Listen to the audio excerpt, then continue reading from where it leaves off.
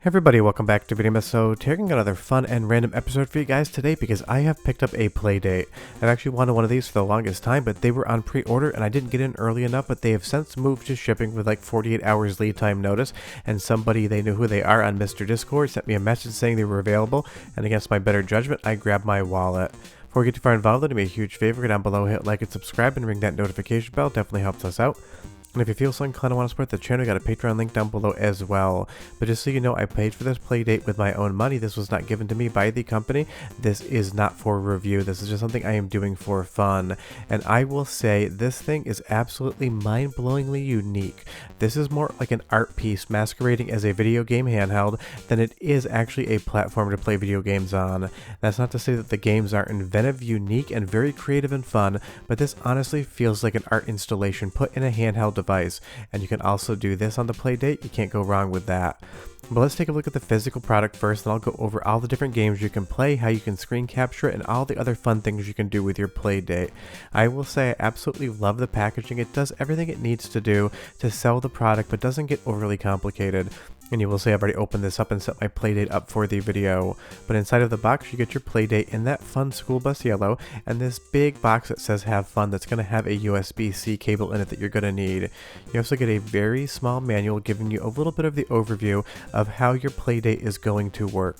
But honestly, like any manual, are you ever actually going to read this thing? Probably not, but it is in there in case you want to take a look at it. But for the most part, no one reads them, so we'll just toss it to the side. Obviously, the star attraction of the Playdate box is going to be the Playdate in and of itself. This is the most charmingly unique toy-like handheld I have ever seen, but it doesn't feel like a toy. The construction is quality on it. You get a nice D-pad, 2 buttons, and of course the crank on the side as well as a home button. But the crank is really where the star of the show is here. It's such a unique and different way to interact with the system. It is basically an analog controller that only goes in 2 directions.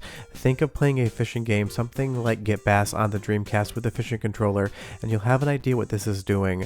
The fun part is just how creative the developers are with this crank. Some games use it basically the entire time, other times they don't touch it whatsoever, and some games kind of land between themselves. And you'll take a look at the screen here. Just be aware this is 100% black and white. It is not backlit in any way, shape, or form. This feels like a love letter to the original Game Boy with modern hardware and a real fun thought process behind it.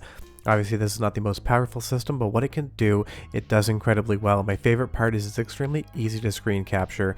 So if you're interested in seeing reviews on Playdate games, leave me a comment down below. I've fallen in love with this thing so much I may actually do a few, but we'll see how this video does first. But as far as this game is concerned, using the analog crank 100% works, and it gives me big California games vibes as well. Some of the games on the system are going to be bite-sized, some are going to be fully fleshed out, realized games that are going to definitely take you hours to play, and that's the great thing as a handheld. You're going to have a ton of fun. Now, as you take a look at the bottom, you're going to see a headphone jack, but you're also going to see the USB-C port. Obviously, that's used for charging, but it's also used for my favorite feature on the Playdate to date, pun very much intended. That is Mirror. It's a piece of software that allows you to mirror your Playdate to your Windows PC or Macintosh. You don't need an expensive dock like Analog Pocket. This is a free piece of software allowing you to treat the Playdate like a docked console, and that is absolutely awesome. And is very, very easy for actual game captures, because trust me, if I had to shoot off the screen, that would be a very difficult thing to do. But if we take a look at the top here, you're going to see we have the simple lock button. There's just enough buttons on the body of the Playdate for you to do everything the console wants of you, or I guess in this instance the handheld, and nothing else. And I will say, even though it's got that very sharp edge, it's extremely comfortable, at least in my hands. And around the back, you're going to see it does come with this nice plastic and these 4 metal rivets as well. Really, they're screws. But I just love the overall aesthetic style of this. This is a designed object that is a handheld, not a handheld that just basically decided to have whatever design would be functional at best.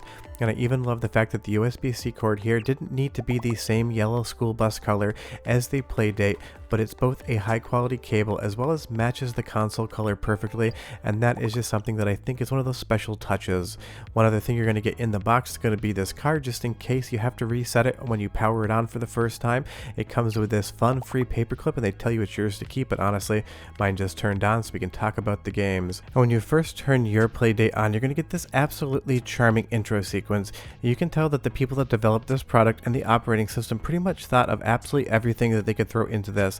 And I will say the black and white aesthetic just 100% works. The blacks, the whites, all of the grayscale in between, the dithering here, everything just looks so incredible. This is like your original Game Boy if it had a much powerful processor and hardware base behind it. And it basically just tells you how to control the system and kind of walks you through where all the different buttons are. It is a very simple thing to do, push buttons to get to the main operating system, and it has some very big Little Big Planet vibes going on as well. Kind of has that charm and whimsy that just 100% do it for me, and I think are going to do it for a lot of people as well.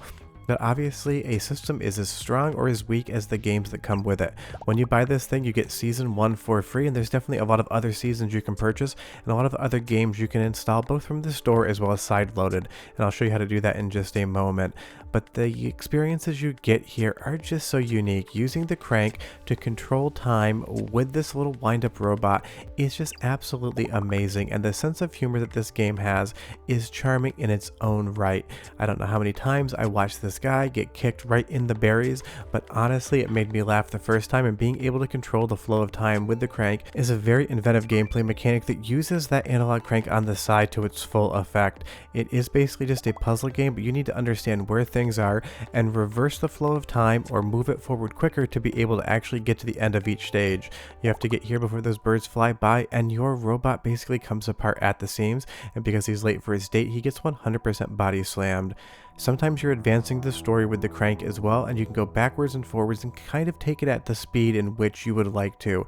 Fetches is another one of my favorite games that I played around with the Playdate. It's basically just a match 3 system game. You are what amounts to an Amazon delivery driver.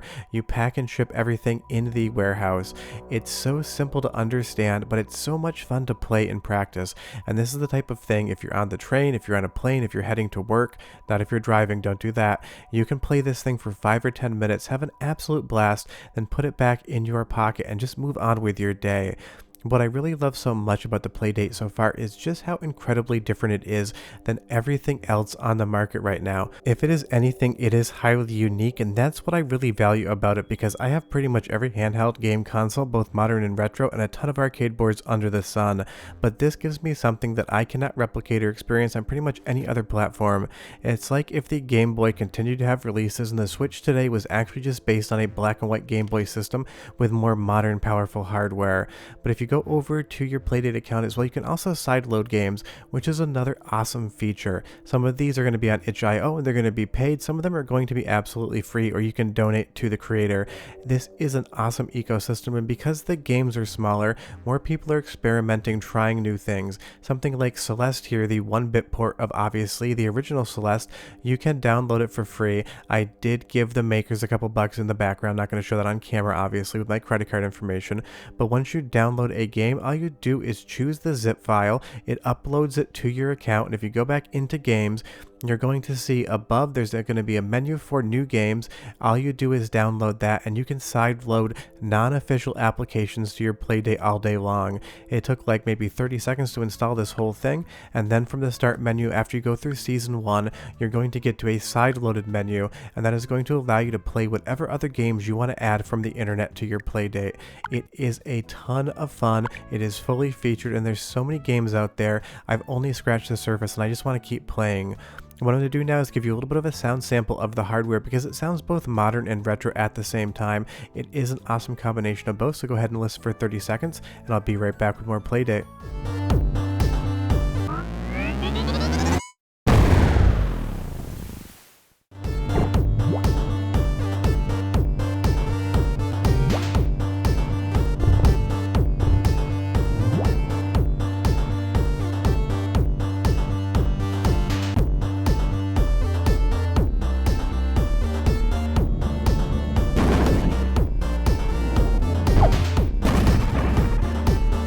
Definitely sounds like a lot better audio than you get out of something like an original Game Boy, but it honestly also has those original Game Boy vibes going on in the first place.